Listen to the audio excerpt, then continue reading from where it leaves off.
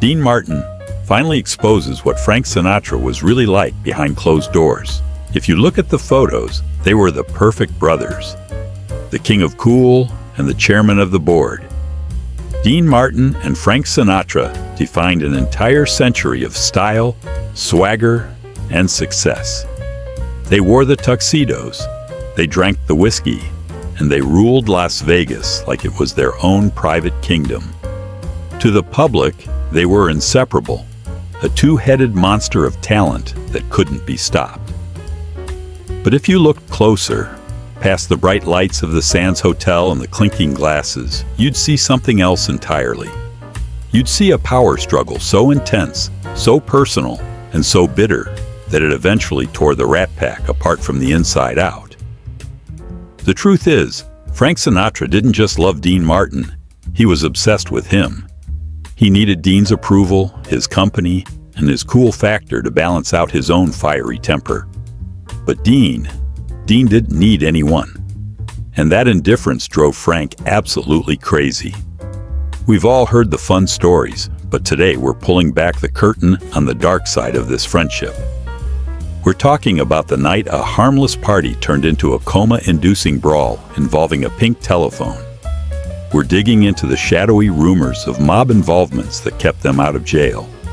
And we're building up to the final brutal humiliation in 1988, when Dean Martin finally snapped, walked out on Frank, and never looked back. To truly understand why the friendship between Dean Martin and Frank Sinatra eventually shattered, you have to go back to the violence that bonded them together in the first place. The date is June 1966, and the setting is the Polo Lounge at the Beverly Hills Hotel, the most exclusive, glamorous watering hole in all of Hollywood. This wasn't just a restaurant, it was a sanctuary for the elite, a place where multi-million-dollar deals were signed on napkins and where the Rat Pack held court like royalty. On this particular night, Frank and Dean were occupying their usual booth, surrounded by an entourage, drinking heavily, laughing loudly, and basking in the kind of untouchable arrogance that comes from owning the world. They were the kings of Hollywood, and in their minds, the Polo Lounge was their throne room. Sitting just a few tables away was a man named Frederick Wiseman. He wasn't a movie star or a mobster. He was a wealthy, respectable businessman who had come to the hotel for a quiet dinner with friends. But quiet was impossible when the chairman of the board was holding court nearby. As the night wore on, the noise from Sinatra's table grew louder and more obnoxious. The laughter became roaring, the jokes became shouting matches, and the atmosphere shifted from celebration to something more aggressive. Most people in that room would have just grit their teeth, kept their heads down, and endured it. You didn't tell Frank Sinatra to shut up. But Wiseman, perhaps not realizing the danger he was in, decided he had had enough. Wiseman stood up, walked over to the Rat Pack's booth, and politely asked the group if they could keep it down. The reaction was instantaneous and terrifying. The room went dead silent. You could hear a pin drop on the carpeted floor. Frank Sinatra's eyes went cold, the laughter dying in his throat. In Sinatra's world, a civilian asking him to be quiet wasn't a reasonable request. It was a supreme insult. It was a direct challenge to his authority in front of his friends. Witnesses say the tension hung in the air for a split second before the booth exploded into chaos. This wasn't going to be a verbal argument. It was going to be a lesson in hierarchy. What happened next is a blur of violence that Hollywood publicists spent decades trying to bury. It wasn't a simple fistfight. It was a massacre. Amidst the scuffle, reports claimed that a heavy, solid pink telephone, one of the hotel's signature table phones, was ripped from its jack and used as a blunt weapon. It was swung with sickening force, crashing directly into Frederick Wiseman's skull. The businessman didn't just fall, he collapsed. He was beaten so severely that he suffered a fractured skull and slipped immediately into a coma, lying unconscious and bleeding on the floor of the most famous hotel in Los Angeles.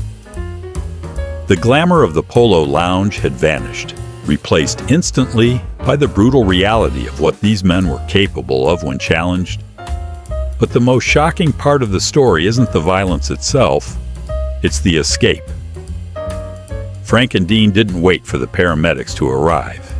They didn't stay to explain themselves to the police. According to witnesses, they fled the scene immediately, vanishing into the cool Los Angeles night before the sirens even wailed.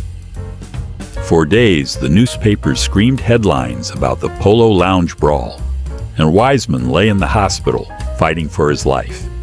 Yet miraculously, no serious charges stuck. The influence of powerful friends, and we're talking about the kind of friends who don't have last names, likely stepped in to sweep the entire mess under the rug. The incident proved one chilling fact. Frank and Dean were dangerous men who lived above the law. But while Frank thrived on this heat and aggression, Dean was quietly starting to get tired of the noise. To the outside world, the Rat Pack looked like a democracy of talent, but on the inside, it was a dictatorship. Frank Sinatra was a man who didn't just want loyalty, he demanded total submission. He was known as the chairman of the board for a reason.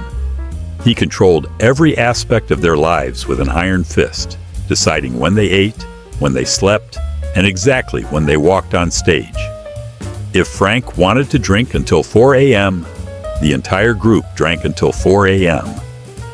If he decided he didn't like a specific hotel or a waiter's attitude, everyone was expected to fall in line and boycott the place immediately. For members like Sammy Davis Jr. or Peter Lawford, the rule was simple. When Frank said jump, you asked how high. They relied on his favor for their careers, and they lived in constant fear of his explosive temper. But Dean was the glitch in Frank's matrix. He was the one man on earth who simply didn't care about Frank Sinatra's power. While the others scrambled to light Frank's cigarettes or laugh at his jokes, Dean would sit back with a drink, half asleep, checking his watch. If Frank demanded a late-night summit meeting to discuss business or gossip, Dean would often just yawn, say, "I'm going to bed," and hang up the phone. It wasn't an act of rebellion. It was genuine indifference. Dean didn't need the validation. He didn't need the entourage. He was just as famous, just as rich, and frankly, much happier than Frank ever was. This independence drove Frank absolutely insane because he couldn't punish a man who didn't want anything from him. The stark contrast between them is best illustrated by the famous JFK snub. In the early 60s, Frank Sinatra had moved heaven and earth to host President John F. Kennedy at his home in Palm Springs. He renovated his entire estate, built cottages for the Secret Service, and even constructed a helipad for the president's arrival. Ideally, this was going to be the crowning moment of his life, proof that he was the most powerful entertainer in American history. But at the last minute, Bobby Kennedy advised the president to stay with Bing Crosby instead, citing Frank's alleged mob ties as a political liability. Frank was devastated. He was humiliated. In a fit of rage, he reportedly took a sledgehammer to the helipad he had built, destroying the concrete with his own hands. When Frank looked to his best friend for sympathy, he didn't get the reaction he wanted. Dean didn't share in the rage. He didn't vow revenge on the Kennedys.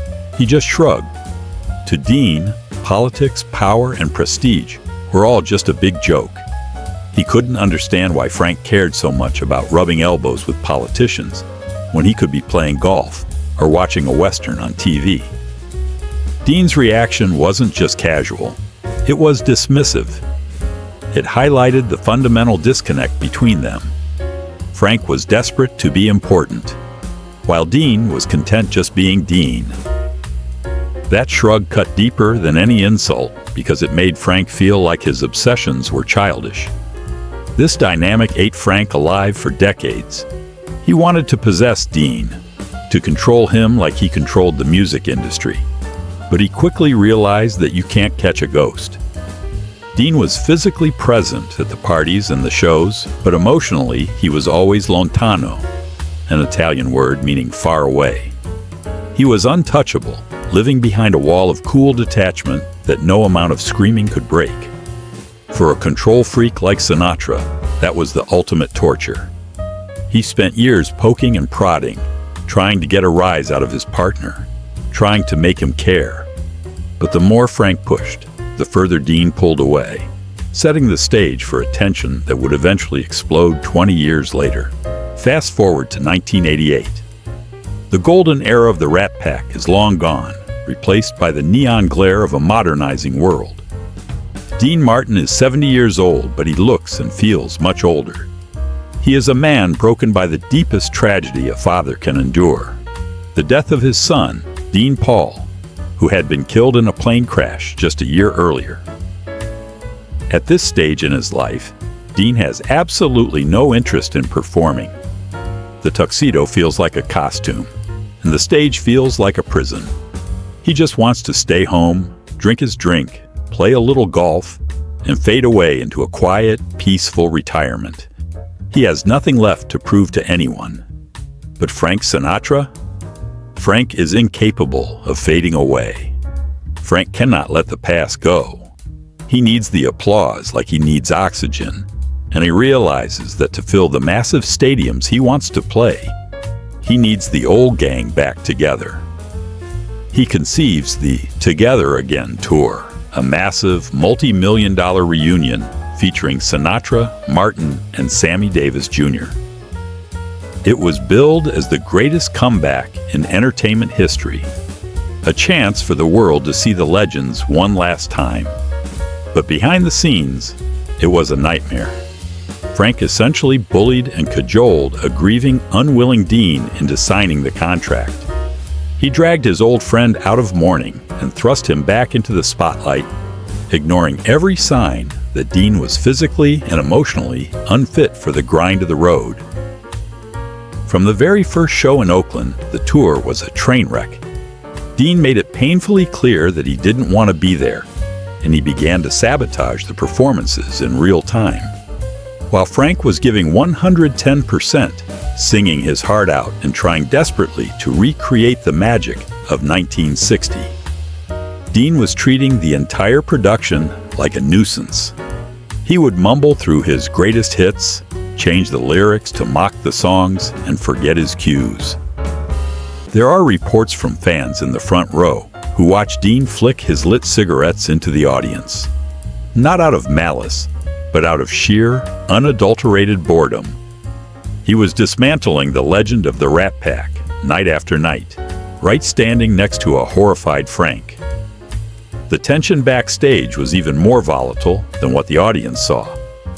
Frank Sinatra was a perfectionist who treated every show like it was the most important night of his life, and he viewed Dean's behavior as a personal betrayal. Rumors began to circulate among the road crew that the dressing rooms had become war zones. There is a legendary story, often whispered about by industry insiders, that after one particularly sloppy performance, Frank was so enraged by Dean's indifference that he threw a plate of spaghetti at him. Whether the pasta actually flew is almost beside the point. The rage was real. Frank felt that Dean was spitting on their legacy, while Dean felt that Frank was holding him hostage in a life he no longer wanted. The dynamic had shifted tragically. In the old days, their differences made them great. Frank was the fire, and Dean was the ice.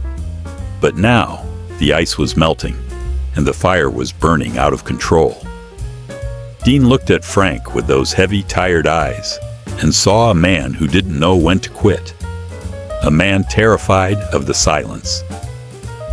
Frank looked at Dean and saw a lazy, ungrateful partner who was ruining his last chance at glory. They were sharing a stage, sharing a microphone, and sharing a history, but they were living in two completely different realities. And as the tour bus rolled toward Chicago, that reality was about to shatter completely. The breaking point finally arrived when the tour bus rolled into Chicago. By the time they reached the Windy City, the atmosphere backstage was toxic enough to choke on. The Together Again tour had morphed from a celebration of friendship into a grueling endurance test, and everyone on the payroll was walking on eggshells. Chicago was supposed to be a high point, a massive market with a mob history that revered the Rat Pack, but instead, it became the site of the final collapse. The friction that had been building since the first rehearsal was now at a fever pitch, and the air in the hotel suites was thick with unspoken resentment. Frank Sinatra, true to form, was spiraling into a state of obsessive control. He wasn't just focused on the music, he was obsessing over every microscopic detail of the logistics. He was screaming at the hotel staff about the room temperatures, screaming at the sound engineers about the acoustics, and even screaming at Sammy Davis Jr. for trying to play peacemaker. Frank was acting like a general in a war zone, treating his oldest friends like insubordinate soldiers. He believed that if he just yelled loud enough and pushed hard enough, he could force the tour to be perfect. He didn't realize that he was pushing the one man who couldn't be pushed right out the door. Dean Martin sat back and watched the chaos unfold with a look of pure exhaustion. He saw his oldest friend turning into a caricature of himself, an angry, bitter tyrant yelling at bellhops and waiters. Dean realized in that moment that no amount of money was worth this misery. He was 70 years old, he was grieving his son, and he was tired of being treated like a prop in Frank Sinatra's ego trip. He looked around at the shouting, the stress, and the sheer unhappiness of the entire production, and something inside him simply clicked off. The indifference that had defined his relationship with Frank for 30 years finally hardened into a concrete decision. The confrontation, when it came, wasn't a shouting match. That wasn't Dean's style. Amidst the noise of Frank's latest tantrum, Dean simply stood up and delivered the sentence that would kill the Rat Pack forever. "I'm going home." He didn't shout it. He didn't demand an apology. He just stated it as a fact. Frank couldn't believe his ears. He stared at Dean, likely expecting it to be a bluff or a joke. In Frank's world, nobody walked out on the chairman. Nobody quit a sold-out stadium tour in the middle of a run. It was unthinkable. He waited for Dean to smile, to pour a drink, to say he was kidding. But Dean didn't smile. Dean wasn't bluffing. Before Frank could even process the betrayal, Dean was already in motion. He went straight to the airport, boarded a private jet, and flew back to Los Angeles that very night. He checked himself into Cedars-Sinai Medical Center, citing kidney problems as the official reason for his departure. Was he really sick? Perhaps. But everyone in Hollywood knew the real sickness was a severe allergy to Frank Sinatra's drama. He left Frank high and dry in Chicago, leaving millions of dollars in potential earnings on the table without a second thought. It was the ultimate power move, a quiet, devastating exit that left Frank standing alone on the stage, finally realizing that he had pushed his brother too far. When Dean Martin passed away on Christmas Day in 1995, the world felt a sudden, sharp loss of cool. In a rare and profound tribute, the bright neon lights of the Las Vegas Strip, the city that Dean and Frank had essentially built from the sand up, were dimmed in his honor. For 10 minutes, the gambling stopped, the traffic slowed, and the desert darkness reclaimed the Strip. It was the end of an era, a visual confirmation that the golden age of American entertainment had finally taken its last breath. But miles away for Frank Sinatra, the darkness was personal. When the news reached him, the man who had spent a lifetime fighting everyone and everything was finally defeated by a grief he couldn't outrun. Frank was devastated. In his official statement to the press, he said, "Dean was my brother, not through blood, but through choice." On the surface, it was a beautiful sentiment. the kind of perfect soundbite that polished legends are made of. But those who knew Frank understood that those words carried a heavy, crushing weight of regret. For years, he had let his pride and his obsession with control keep him estranged from the one man who truly understood him. He had spent the last decade waiting for Dean to apologize, waiting for Dean to come crawling back, only to realize too late that Dean had simply moved on. The silence that Frank had tried to fill with noise and tours was now permanent. The true tragedy of Frank Sinatra and Dean Martin isn't that they hated each other, it's that they loved each other in completely incompatible ways. They were the yin and yang of show business, a perfect balance that was destined to fail the moment the music stopped. Frank loved loudly, possessively, and aggressively. He showed his love by trying to own you, by fighting for you, and by demanding you fight for him. In the end, the history books might list Frank Sinatra as the leader of the Rat Pack, but it was the stooge who won the war. Dean Martin proved that real power isn't about controlling the room, beating people up in the Polo Lounge, or selling out massive football stadiums. Real power is the ability to be comfortable in your own skin, to walk away when the party isn't fun anymore, and to be okay with the silence. Dean Martin exposed the one thing Frank Sinatra feared more than anything else in the world: being alone. And he did it without ever raising his voice or throwing a single punch.